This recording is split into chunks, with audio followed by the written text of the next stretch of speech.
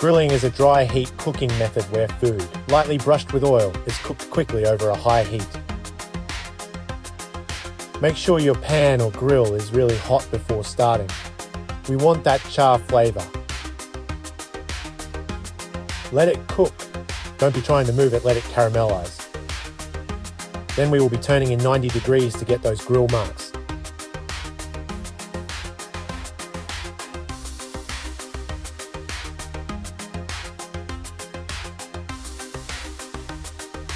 When the juices start to pool up, it is time to flip it.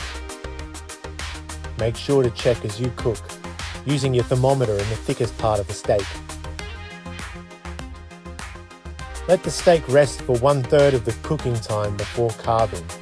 This allows the juices not to escape and stay in the steak and not the plate.